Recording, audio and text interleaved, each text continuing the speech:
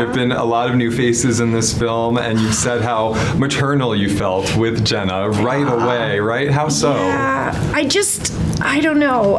She's truly such a, sorry, right here, magnificent, insanely talented, brilliant person, and just the most authentic person. Jenna, you got to work with two amazing icons in the industry and in the Beetlejuice world. Were you like starstruck meeting them at first and working with them? Yeah, I was losing my mind. I was seriously. Boy, you come off cool. I know. Yeah. No, come on. freaking out. Never did I ever think that they were going to bring Beetlejuice back. I didn't know that I was going to get the opportunity to work with either one of you. So much about how much we love movies, and they just so much of my studying of film, and just like, I remember when I was a teenager and deciding that, like, oh man, I really do like what I do, and I would just watch all these movies over and over, and obviously.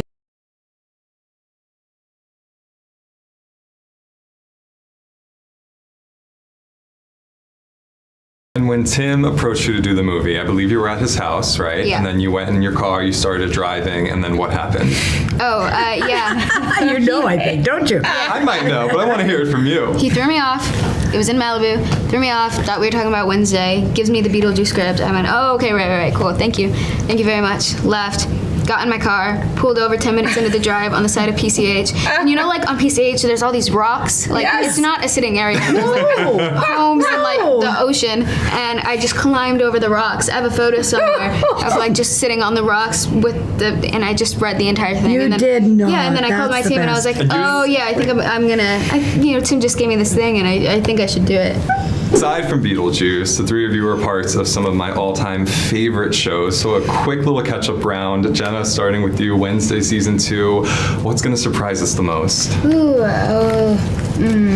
I don't really know. I would say that we have like really incredible set pieces is what I would say. We've only done 4 episodes so far, but every episode has one strong kind of outstanding scene or factor, which is kind of nice. Not to describe it like they're all movies, because they're not.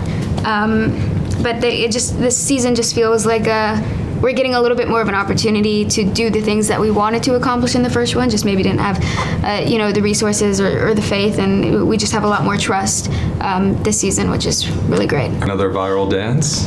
Oh my God. Well, not that I'm aware of. Okay.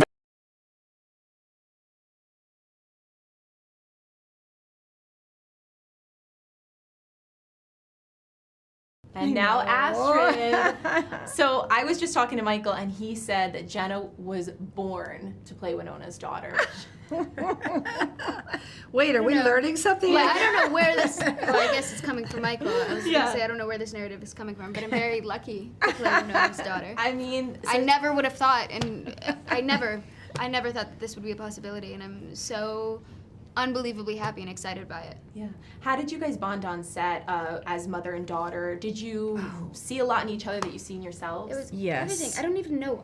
I honestly don't even know how it happened. It's just we caught a moment on set and it just started flowing. I know. And then we were like talking, and they were moving us. Kept getting interrupted. Yeah, but we were like still in it, and like embracing that moment in this movie.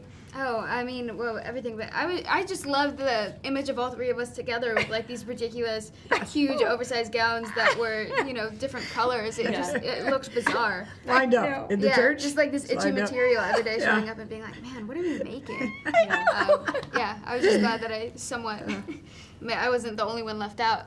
Oh, no. Yeah.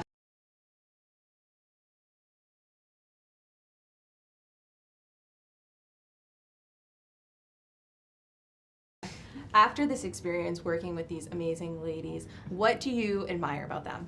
Don't make her I mean- talk about us, please. No, Don't feel like you have to. but I do feel compelled because they have been so unbelievably generous and nice. You can cover your ears if you want, but I'm gonna go.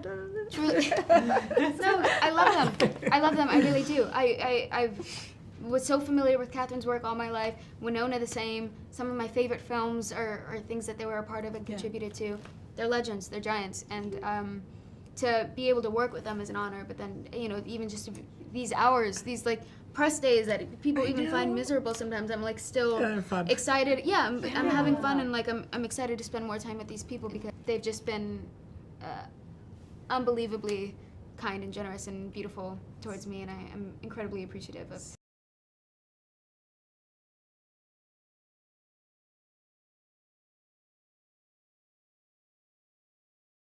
So much.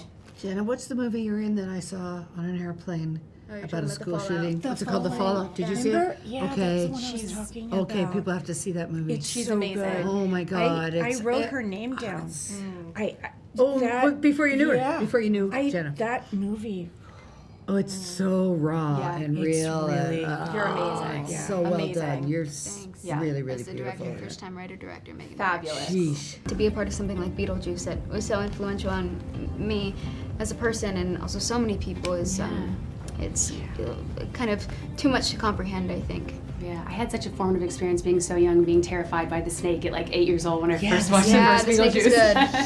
Speaking of character, Jenna, I also want to ask you, I feel like I got a little hint of Wednesday. Is there anything that you learned from Wednesday that you brought to Beetlejuice? No.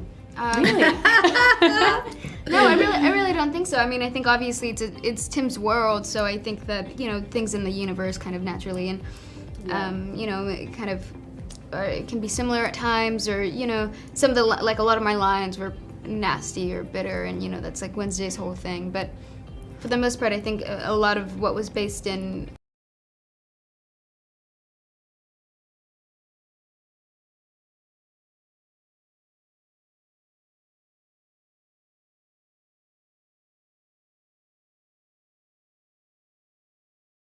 Astrid was just kind of the experience that she had had growing up, not being very close to her mom, being sent away to a boarding school, losing her father, her parents getting divorced. There's just like a lot of resentment. I think she was just kind of mad at the world. Yeah. I think she's actually quite a normal person, but I think sometimes that stress and not knowing where to put it or place it is kind of where her nastiness came from, where Wednesday she just kind of, she does it for the pleasure of it all.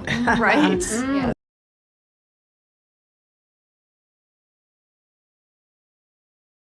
Yeah. I think she's actually quite a normal person, but I think sometimes that stress and not knowing where to put it or place it is kind of where her nastiness came from, where Wednesday she just kind of, she does it for the pleasure of it all. Right? Yeah. And even with Astrid is, I feel like the world doesn't see her for her true identity. She wants to be seen as an artist. Your character wants to be seen outside of her mom's shadow. And I feel like being in this industry, people always try to create their own identity for you. So I want to know, like, how have you tried to stay true to like who your true self is? How do you fight against what the world is trying to make you out to be? Oh, jeez. I don't know. I mean, it's definitely, Good question. yeah, very good question. I think it there's- would be nice to feel a little secure, but why No, don't you want secure, it? but you don't have to know yourself. That's what I feel sad for people who are saying, this is who I am now. Yeah. Because you have a whole life ahead of you, God bless you. And you have a chance to, grow, evolve, and And something I will say for the young people watching, the term like rebrand, like, oh, I'm rebranding myself, or I'm is so ridiculous, because you should become so different every day. And why talk about yourself like you're a product? Right. And what That's brand did you have? It's so strange that to you me, think like, you had? Catherine O'Hara, she suddenly wears snake suit outfits. Like, what is?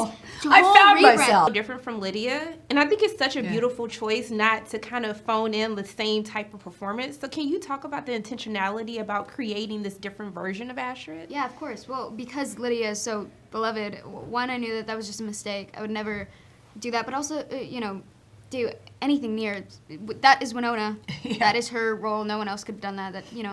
But also, I think the way that even the script was written, the whole thing was Astrid wasn't necessarily her. I think what's really wonderful and impactful about these women in this franchise are that they're so self-assured and opinionated, and they're their own person. I think because the heart of the story is between, the women. I focus on that more than anything. Around you. I think Yes. I think that's part of what it is, though. I think that Tim, because he put so much trust in everybody, when you come on his sets, he kind of almost doesn't like give you performance notes. He just lets you figure it out yourself. And I think that when I first started working with him, I hated it. I was so confused. Yeah. I didn't hate working with him, but I hated the feeling that it gave me, the anxiety, the pressure, because obviously I wanted to do a good job because I respect his work so much. But he is just so lovely and kind.